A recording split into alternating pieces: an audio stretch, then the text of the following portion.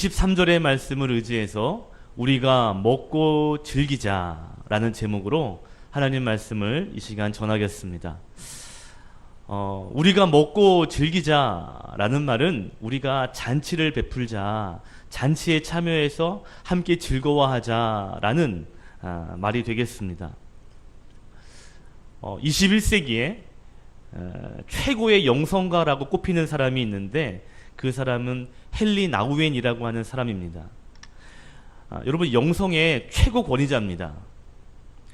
모든 사람들이 영성하면 이 헨리 나우엔을 손꼽습니다.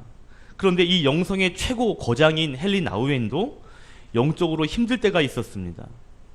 너무너무 힘들어서 모든 것을 다 포기해야 되겠다 싶을 때가 있었거든요. 근데 그때 그림 한 장을 보게 됩니다. 그 그림은요, 렘브란트가 그린 탕자의 귀환 또는 돌아온 탕자라고 하는 그림입니다. 사진 한번 같이 그림 한번 보면 좋겠습니다. 제목에서 알 수 있듯이 렘브란트는 돌아온 탕자의 귀환이라고 하는 그림을 그렸는데 우리가 읽은 누가복음 15장의 말씀을 토대로 해서 그림을 그린 것이죠. 헨리 나우엔이 이 그림을 보면서 무릎 꿇고 회개하고 돌아온 그 아들을 안아주고 있는 그 아버지의 모습을 바라보면서 내가 이런 존재인데, 내가 이런 사람인데 아버지가 나를 이렇게 안아주시고 있구나 라고 하는 것에 은혜를 받고 다시 용기를 내고 다시 벌떡 일어서서 주의 길을 걸어갔다 라고 말하고 있습니다. 이 사진을 좀 잘 보시면 이 렘브란트가 이 돌아온 탕자의 그림을 그릴 때 몇 가지 좀 특징적인 것을 그렸습니다. 뭐냐면요, 첫 번째는 아버지의 눈입니다. 다음 사진을 보여주시면 좀 아버지의 이 얼굴을 좀 확대한 건데요. 그러니까 그림으로는 우리가 좀 잘 알 수 없지만 아버지의 눈에 초점이 없습니다. 왜 초점이 없게 그렸을까요? 렘브란트는 아버지의 얼굴을 그릴 때 매일매일 눈물로 아들을 기다리다가 결국 눈에 진물이 생겨서 그 진물 때문에 아버지의 시력을 잃어버린 그 눈을 그렸습니다. 하루도 쉬지 않고 눈물로 밤을 지새우다가 결국 눈에 진물이 생기고 그것 때문에 시력을 잃어버린 그 하나님 아버지의 마음을 그린 것이죠. 또 한 가지 특징이 있습니다. 그것이 뭐냐면 아버지의 손입니다. 여러분, 아버지의 손을 한번 잘 보십시오. 두 손이 다릅니다. 아버지의 오른손, 여러분이 바라볼 때 왼쪽에 보이는 손은 부드러운 여자의 손을 그렸지요. 그리고 여러분이 볼 때 오른쪽에 있는 아버지의 왼손은 남자의 손으로 그렸습니다. 남자의 손을 그렸습니다. 남자의 손은요, 아버지의 용서를 표현한 것입니다. 뜨거운 용서. 그리고 아버지의 왼손은 그 아들을 치유하고 싶은 그러한 치유를 표현했다라고 말합니다. 놀라운 사실은 아버지의 초점이 없잖아요. 그런데 나머지 그 주변에 처음 사진을 보여주시면 그 주변에 사람들이 있습니다. 오른편에 빨간 옷을 입고 서 있는 사람이 큰아들인데요. 그 주변에 있는 세 사람의 시선이 어디에 다 꽂혀 있냐면 바로 아버지의 손에 시선이 모여진다고 합니다. 무슨 말이냐면 아버지의 용서, 아버지의 사랑에 모든 시선이 집중하고 있는 것이죠. 이 그림을 통해서 아버지의 용서와 사랑을 더욱 크게 강조하고 싶었던 것입니다. 세 번째 특징이 있습니다. 그것이 뭐냐면 아들의 모습이에요. 아버지의 손을 봤을 때 보면 아들의 머리를 보십시오. 삭발한 모습이죠. 마치 죄수처럼 삭발한 아들의 모습을, 얼굴을 그리고 있고요. 그 다음 사진 발을 보시면 한쪽 발은 신발이 벗겨져 있는, 한쪽 발은 샌들이 신겨져는 있지만 다 너덜너덜 완전히 다 닳아버린 샌들의 모습입니다. 왼쪽 발을 보시면 발에는 여러 가지 흉터가 있고요. 상처가 많습니다. 얼마나 이 아들이 고생했는지, 얼마나 궁핍한 삶을 살았는지를 이 그림을 통해서 보여주고 있는 것이죠. 처음 사진, 아버지가 아들이 이렇게 안고 있는 그 사진을 여러분 머리에 기억하시면서 오늘 성경 말씀을 함께 보면 좋겠습니다. 오늘 본문 누가복음 15장 11절로부터 24절의 말씀은 여러분 너무 유명한 탕자의 비유라는 말씀이죠. 내용은 이렇습니다. 한 아버지에게 두 아들이 있는데 문제는 둘째 아들이 아버지에게 자기의 유산을 요구합니다. 아직 아버지가 살아계신데 유산을 요구해요. 그리고 기어코 유산을 받아서 그리고 이웃 나라로 나가서 허랑방탕하게 살았습니다. 모든 재산을 다 낭비한 둘째 아들은 완전히 거지꼴이 되었거든요. 이제 먹고 살 수 있을 정도도 안 됩니다. 당시에 이스라엘의 사람들은 돼지를 가장 혐오하는데 그 돼지를 키우는 종이 됩니다. 나중에는 먹을 것이 없어서 돼지들이나 먹는 쥐엄 열매까지도 먹어야 살 수 있는데 그것도 주지 않아서 결국 죽게 되는, 굶게 되는 그러한 인생이 되었죠. 여러분, 돼지를 키우며 돼지들이 먹는 그 쥐엄 열매도 먹지 못한다는 것을 표현하면 얼마나 그가 비참한 인생이 되었는지를 성경은 말해주고 있습니다. 아들이 그제서야 회개하죠. 아버지와 함께할 때가 좋았는데 아버지에게는 넘게 잘 먹고 잘 사는 품꾼들이 많은데 내가 아버지에게 돌아가면 아버지가 나를 품꾼으로는 여겨주시겠지. 그러면 최소한 먹고는 살 수 있겠지. 굶지는 않겠지. 라는 생각을 가지고 아버지에게 돌아온죠.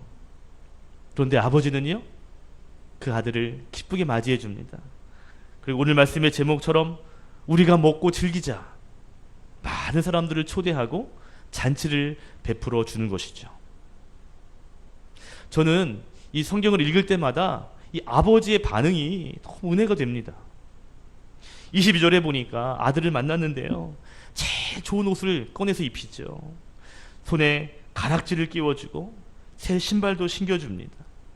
23절에는 살찐 송아지를 잡아다가 온 마을 잔치를 열게 하시죠. 그리고는 많은 사람들에게 우리가 먹고 즐기자, 함께 기뻐하자 하며 많은 사람들을 잔치로 초대하십니다. 참 아버지가 너무 좋으신 아버지의 모습을 우리가 볼 수가 있죠. 근데 여러분, 왜 아버지가 이런 잔치를 여시는 걸까요?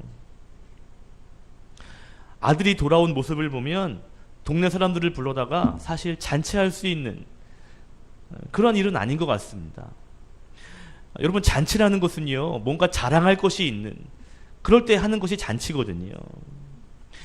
아들이 자랑거리가 아닙니다. 아들이 부자가 돼 돌아온 것도 아니고 성공해서 돌아온 것도 아니고 아버지에게 유산을 달라고 그래가지고요 먼 길 가서 허랑방탕했던 그 아들을 뭘 자랑할 게 있겠습니까? 오히려 그 아들을 위해 잔치를 한다면 사람들이 와서 수군거릴 겁니다. 아이고, 저런 아들을 낳네. 아이고, 이런 이야기를 듣지 않았겠어요? 여러분, 오늘날 보니까 환갑 잔치를 안 하시더라고요. 그죠? 요즘 주변에 환갑잔치를 잘 안 합니다. 그냥 가족들끼리 모여서 식사 정도 하죠. 예전처럼 빚을 내서라도 막 큰 잔치를 열지 않습니다. 왜 그렇죠? 예전에는요, 이 60세를 산다는 것은요, 정말 큰 자랑거리였습니다. 그래서 빚을 내서라도 정말 자랑할 것이었거든요. 그런데 요즘은 어떻죠? 요즘은요, 평균 수명이 너무 높아져가지고 70, 80 정도를 다 사니까 이제 환갑 잔치를 하면 주변에서 눈치 줍니다. 아유, 그게 무슨 잔치야. 뭐 그거 잔치를 해. 그냥 하지. 마찬가지예요. 거지꼴로 돌아온 아들입니다. 완전히 망하고 돌아온 아들이에요. 그 아들을 그것 때문에 잔치한다면 여러분, 이거 잔치거리가 될 수 없거든요.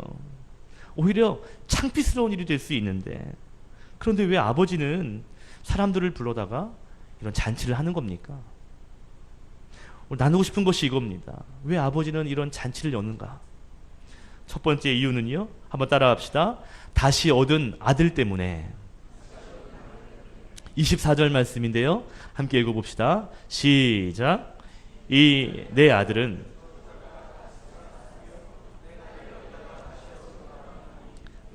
즐거워하더라. 이 아들은 죽었다가 다시 살아난 아들이요, 잃었다가 다시 얻은 내 아들이기 때문에 이 아들을 생각하니까 잔치할 수 있는 것이죠. 다시 얻었기 때문입니다. 여러분, 누가복음 15장에 예수님께서 비유를, 세 가지 비유를 말씀하셨어요. 세 번째 비유가 탕자의 비유잖아요. 첫 번째 비유는 뭐냐면 여러분 잘 아시는 잃은 양 비유입니다. 100마리의 양이 있었는데 한 마리를 잃어버렸어요. 그런데 목자가 그 잃어버린 양을 찾아와서 기뻐했다라는 것이 첫 번째 비유입니다. 잃은 양을 찾은 목자의 비유. 두 번째 비유는 잃어버린 동전을 다시 찾은 여인의 비유입니다. 드라크마는 동전인데요, 10개의 드라크마 가운데 한 개를 잃어버렸다가 다시 찾은 거예요. 이 여인이 너무 기뻐합니다. 세 번째 비유는 우리가 읽은 말씀, 잃어버렸던 아들을 다시 찾은 아버지, 그 아버지의 비유가 오늘 세 번째 비유입니다. 여러분, 잃어버린 양의 비유, 잃어버린 동전의 비유, 잃어버린 아들의 비유, 이 세 가지 비유의 공통점이 뭐죠? 잃어버렸다는 것이죠. 또 한 가지 공통점은 찾고 나서 너무 기뻐했다는 것입니다. 여러분, 잃어버렸다라는 것은요, 쉽게 말하면 죽음을 의미합니다. 여러분, 양이 무리에서 길을 잃어버리면 그 양은요, 죽은 양이나 마찬가지예요. 왜냐하면 양의 시력이 0.3의 근시입니다. 한 걸음 앞에까지만 볼 수 있죠. 그 다음만 넘어가면 이게 흐려져 가지고요, 뭐가 뭔지 구분을 못해요. 눈이 너무 안 좋아요. 그래서 잠깐 딴짓하다가 이 무리를 잃어버리면 혼자 제 길로 갑니다. 양이 들짐승을 만나면 자기를 보호할 수 있는 그것도 능력도 없어요. 그렇기 때문에 양이 잃어버렸다라는 것은요, 그 양은 죽은 양이나 마찬가지예요. 목자가 가서 그 양을 찾지 않고 데려오지 않고는 그 양은 죽은 양입니다. 잃어버린 동전이 있는데, 돈이 있는데 그 돈을 잃어버렸어요. 그 돈은 죽은 돈입니다. 은행에 가서 제가 어저께 얼마 잃어버렸는데요, 그 돈 주십시오. 그러면 은행에서 돈 줄까요? 주지 않아요. 잃어버리면 그 돈의 값어치는 끝난 것이죠. 죽은 것입니다. 둘째 아들이 아버지에게 돌아오지 않았다면 이 아들은 죽습니다. 17절에 이 둘째 아들이 고백하죠. 나는 여기서 줄여 죽는구나, 굶어 죽게 되었구나 라고 이야기합니다. 도와주는 이가 아무도 없습니다. 죽을 수밖에 없는 상황 가운데 내몰린 것이죠. 잃어버림은 죽음을 의미합니다. 그런데 아버지 입장에서 그 잃었던 그 아들이 돌아왔어요. 아버지는요, 그 아들을 찾은 것 때문에 지금 잔치하고 있는 것입니다. 아버지의 관심은 아들이 가진 돈이 아닙니다. 아들의 성공도 아닙니다. 아버지의 관심은 딱 하나, 아들에게만 있습니다. 이 아들을 찾았다는 것, 이 아들이 살아왔다는 것, 이것이 아버지에게는 감격이고 잔치의 이유인 것이죠. 그런데 여러분, 한 가지 은혜가 되는 것이 있습니다. 그것이 뭐냐면요, 아들이 아버지에게도 돌아오게 된 배경, 그 계기입니다. 아들이 아버지에게 유산을 받아가지고 먼 나라로 갔잖아요. 그런데 아버지에게 돌아올 수밖에 없었던 계기가 있는데 14절에 보니까 흉년을 만나게 됩니다. 흉년이 오니까요, 줄이게 되고 어렵게 되고요, 결국에는 그제서야 아버지를 생각할 수 있게 되었다라는 것이죠. 만약에 여러분 흉년이 아니라 풍년이었다면, 그리고 성공이었다면, 둘째 아들은 분명히 아버지에 대한 것들은 완전히 다 사라졌을 것이에요. 아버지의 생각은 이제 아마 추호도 안 할 것입니다. 자기 만족, 자기만 생각하다가 평생 그렇게 살 거예요. 아버지 생각은 아마 손톱만큼도 하지 않을 겁니다. 13절의 표현처럼 이 아들은요, 성공하면 성공할수록 더 허랑방탕했을 것이고 더 즐기며 자기를 위한 삶을 살아갔을 것이 뻔합니다. 아버지에 대한 생각 다 사라지고 자기 인생만 살았을 거예요. 그런데 흉년을 만났더니 그제서야 이제 생각합니다. 야, 내가 아무것도 아니구나. 그리고 그 아버지가 얼마나 좋은 분인가, 또 내가 그 아버지에게 얼마나 큰 잘못을 했던가 하는 것을 비로소 그가 스스로 깨닫게 된 것이죠. 내가 아무것도 할 수 없는 사람이라는 것, 내가 아버지에게 얼마나 큰 잘못을 한 사람인지를 비로소 깨닫게 되고 비로소 아버지에게 가야겠다는 마음을 갖게 된 것입니다. 여러분, 결과로만 따져본다면 흉년은 하나님의 은혜고 축복이라고도 할 수 있습니다. 흉년을 통해 둘째 아들은 비로소 자기 자신의 모습을 바라보게 된 것이죠. 그리고 아버지에게 내가 얼마나 부끄러운, 얼마나 죄송스러운 일을 했는지를 비로소 알게 됩니다. 18절에 보니까 내가 일어나 아버지에게 가서 이르기를, 아버지, 내가 하늘과 아버지께 죄를 지었습니다. 내가 죄를 지었습니다, 아버지. 19절에 보면 지금부터는 아버지의 아들이라고 어떻게 제가 일컬음을 감당하겠습니까? 그냥 종으로, 품꾼으로만 삼아주십시오. 흉년을 만난 그 아들이요, 비로소 자기 자신을 깨닫게 되는 것이죠. 여러분, 당시의 유대 문화에서 아버지가 살아계신데 유산을 달라고 한다는 건 그건 있을 수가 없는 일입니다. 유산은 아버지가 돌아가셔야만 받을 수 있거든요. 살아계신데도 유산을 달라고 하는 건 그건 아버지 빨리 죽으라는 거잖아요. 폐륜 중에 폐륜입니다. 몰랐어요, 이 아들이요. 내가 그런 폐륜인지를 몰랐습니다. 자기가 행복하면 되는 거죠. 나만 쾌락을 누리면 된다고 생각했습니다.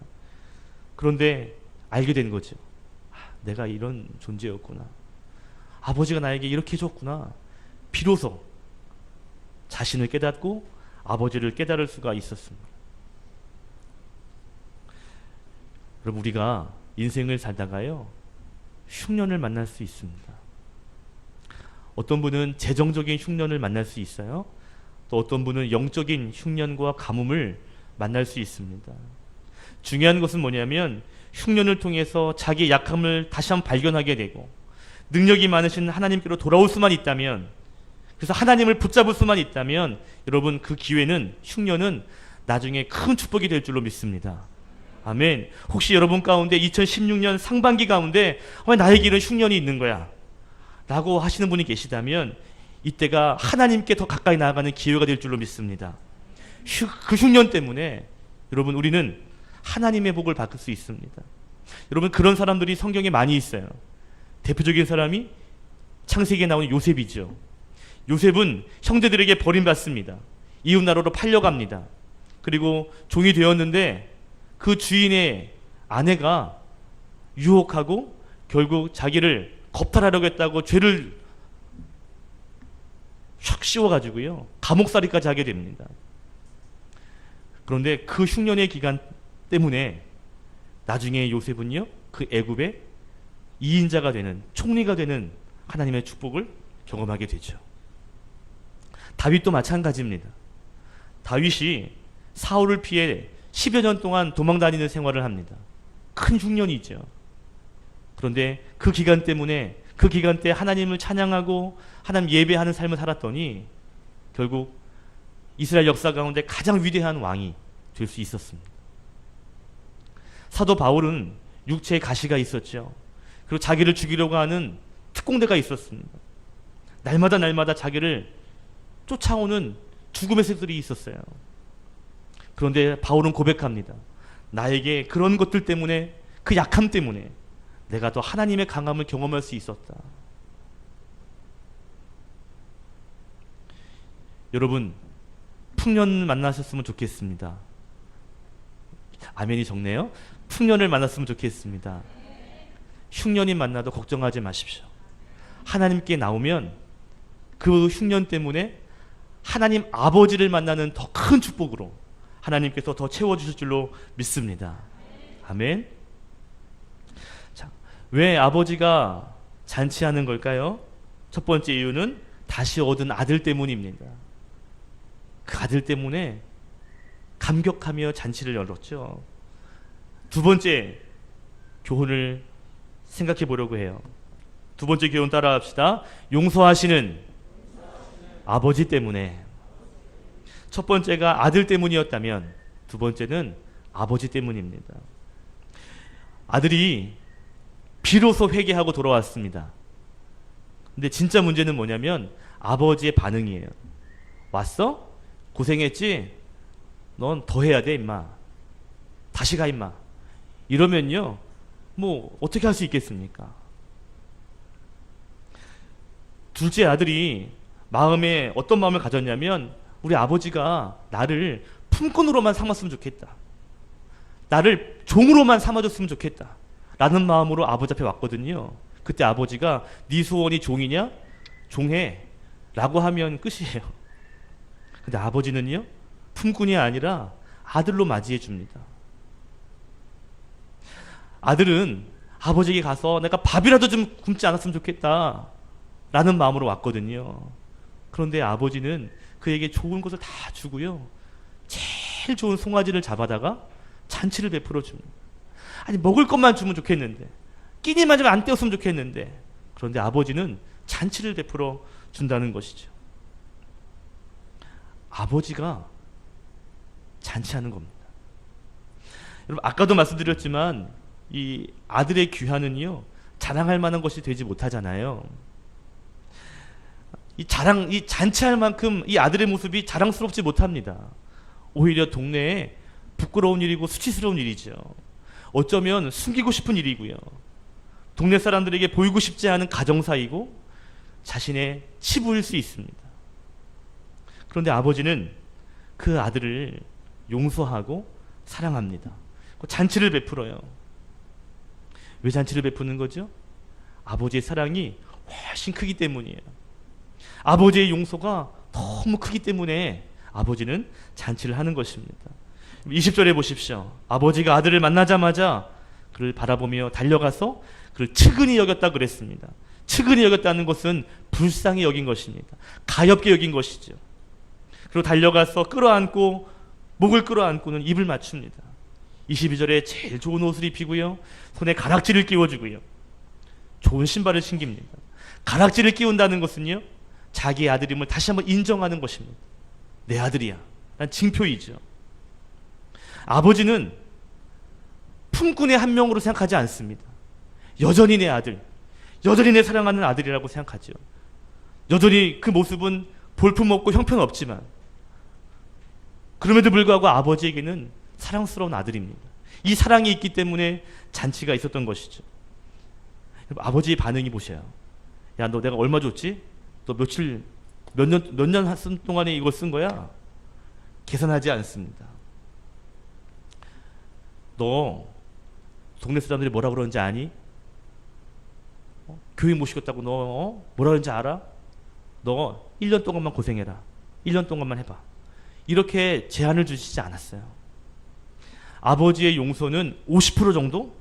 70% 정도? 90% 정도의 용서가 아닙니다. 아버지의 용서는 100%의 용서예요. 그냥 다 용서하시는 거죠. 결국 내가 너를 다 용서했어. 너는 나의 진짜 아들이야. 그것을 확증하는 것이 이 잔치입니다. 마을 사람들이 이 잔치를 보며 이 아들이 내 아들이라고 자랑하는 것이 바로 이 잔치예요. 이 잔치는 아버지의 사랑이요 아버지의 배려입니다. 사실 이 아버지 입장에서 잔치 안 해도 돼요.